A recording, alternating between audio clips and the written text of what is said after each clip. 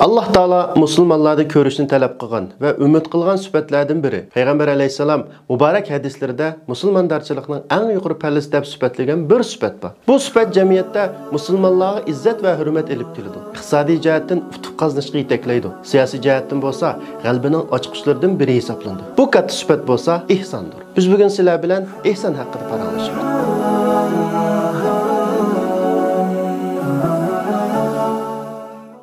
Undaqda ihson degan nima? Payg'ambar alayhisalom Jibril alayhisalomning ihson haqida so'ragan savoliga ihson sening Allohni ko'rayotgandek ibodat qilishingdir. Garchi sen uni ko'rmasangmi, u seni ko'rib turadi deb javob bergan ekan. Bu hadisga asosan ihson har bir amalni Allohning huzurida qilayotgandek, uning nazoratida ekanligingizni his qilgan holda eng yaxshi va eng go'zal shaklda ado qilish degan bo'ladi. Alloh taolo Qur'on Karimda va ahsinu innalloha yuhibbul muhsinin. Ihson qilinglar, shubhisizki Alloh ihson qiluvchilarni yaxshi ko'radi degan bo'lib, bir qism mufassirlar bu oyat haqida Alloh taolo ihsonning barliq shakl va yo'llariga buyurgan bo'lib, bu yerdagi ihson vojib amallarni ado qilish, harom ishlardan yiroq turish, yaxshilikni buyurib, yomonlikdan to'sish, yaxshilik yo'llariga pul sarf qilish, muhtojlarga yordam berish, kasal yo'qlash, Allohning diniga da'vat qilish, zolimlarga qarshi mazlumlarga yordam berish va uningdan boshqa turli yaxshi amallarni o'z ichiga oladi degan. Imom G'azali rahimahulloh ihson haqida ihson iymon va islomdan keyingi eng yuqori martaba bo'lib, ibodatlarimizni va amallarimizni eng mukammal shaklda ado qilish degan bo'ladi deydi. Demak, ihson aziz qarindoshlar, qalbiy tuyg'ularimizdan tortib amaliy hayotimizgacha, iqtisodiy muomalarimizdan boshlab ijtimoiy munosabatlarimizgacha amal qilishimiz talab qilingan bir go'zal axloq. Undaqda biz qanday qilganda ihson sifatini hayotimizda namoyon qila olamiz? Birinchisi, ibodatlarimizda ihson. Har bir ibodatning maqbul bo'lishi uchun tepilish kerak bo'lgan ikki shart bor. Uning biri Allohning roziligini ko'zlash, ikkinchisi bo'lsa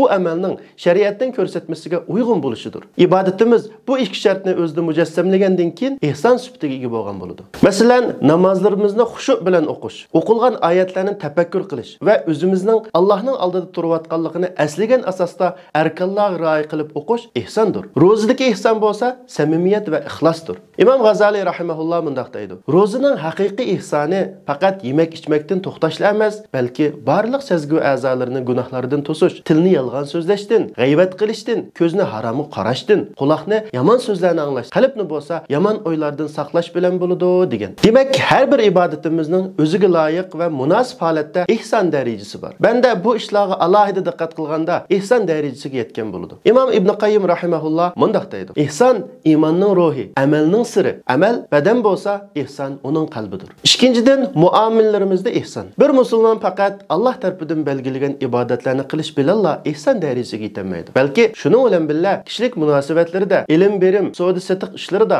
o'qish va xizmat munosabatlaridami ihsonni amalga oshirish bilan haqiqiy musulmonlardan bo'ladi. Chunki ihson har bir amalni qilgan vaqtda voyaga yetkazib, eng yuqori sifat va eng yuqori darajada qilishni ko'rsatadi. Masalan, tijoratlarimizda rostchil va samimiy bo'lish, yolg'onchilik va saxtipazlikdan saqlanish, qilgan ishlarimizni voyaga yetkazib mukammal qilish, qo'limizning uchida sifatsiz ish qilmaslik, o'qiyotgan maktablarimizda a'lo natija yaratish, qilayotgan xizmatlarimizda puxtalik va mukammallik izlash amaliyotda ihson sifatini namoyon qiladigan bir qism maydonlar sanaladi. Payg'ambar alayhisalom hamisha ihsonni buyurgan ekan. Hatto hayvon bo'g'izsanglarmi ihson qilinglar degan. Shunga muhsinlardan bo'lishni ko'ngliga pukkan musulmon ijtimoiy munosabatlarida cho'qim ihson sifatiga alohida ahamiyat berish kerak. Uchinchisi, axloqimizda ihson. Payg'ambar alayhisalom men isil axloqlarni mukammal qilib voyaga yetkazish uchun avatildim deyish orqali payg'ambarlikning eng muhim g'oyalaridan birining yuksak axloq ekanligini ko'rsatgan. Ihson sifati bandalardan ibodat va muomalatda qanday talab qilingan bo'lsa, axloqdimi shunday talab qilingan. Samimiyat, adolat, sadoqat, sabr, toqat, chidamchanlik, shukr, qanoat, kechirimchanlik va uningdan boshqa axloqlarning hammasini o'zimizda namoyon qilish va hayotimizning bir parchasiga aylantirish eng yuqori darajadagi ihsondir. Chunki bu axloqlar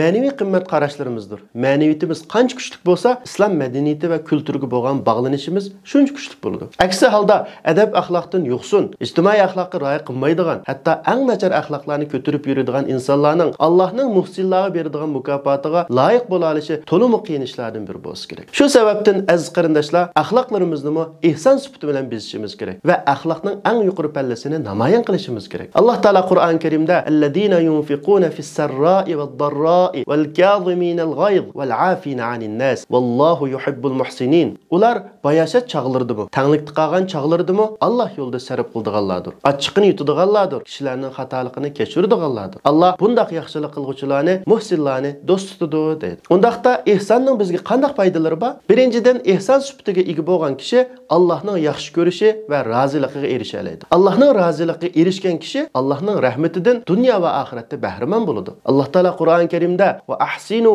innalloha yuhibbul muhsinin. Ihson qilinglar, shubhisizki Alloh ihson qilguvchilarni yaxshi ko'radi degan. Ikkinchidan, muhsin insonlar orasida yaxshi munosabat qura oladi. Kishilar bilan do'stlik va qarindoshlik asosida munosabat o'rnata oladi. Alloh taolo bu haqda yaxshilik bilan yomonlik barobar bo'lmaydi. Yomonlikda eng go'zal xislat bilan to'sqin. Shunda qilsang, nagahan sen bilan orasida adovat bor kishi go'yo sirdosh do'stingdek bo'lib qoladi degan. Uchinchidan, muhsin dunyo va oxiratda baxt saodatga erishadi. Dunyoda kishilar orasida xor bo'lib qolmaydi. Izzatlik va sharaflik hayotga ega bo'ladi. Alloh taolo bunday deydi. Har ayol mu'minlardan yaxshi amal qilganlarni biz albatta yaxshi hayot kechiradigan qilamiz. Ularning qilgan yaxshi amallarga eng yaxshi mukofot bilan mukofotlaymiz. To'rtinchidan, muhsinlar qatoriga qo'shilib jannat kiradi. Alloh taolo bu haqda bunday deydi. Taqvodorlar jannatlarda va buloqlarning bo'yida bo'ladi. Ularga xotirjamlik bilan jannat kiringlar deyiladi. Biz ularning ko'nglidagi dushmanlik, hasadxo'rlik qatorliq yomon tuyg'ularni chiqarib tashlaymiz. Ular qarindoshlardek taxtlar ustida bir-biriga qarishib o'ltirdi. Ularga jannatda jafo mushaqqat yetmaydi, ham ular jannatdan chiqarilmaydi. Xulos qilib aytganda, hurmatli qarindoshlar, ihson bizning hayotimizni ma'naga ega qiladigan, Allohga bo'lgan iymonimizni cho'nqurlashtiradigan va jamiyatda insonlarning o'zaro munosabatlarini go'zallashtiradigan muhim bir axloq va ibodat tuzumidir. Shu sababdan ibodat va muomalalarimizda Allohning roziligini ko'zlab, ihson darajasiga yetish uchun tirishchanlik ko'rsataylik. Alloh taolo hammamizni muhsinlar qatoridan bo'lishga muvaffaq qilsin.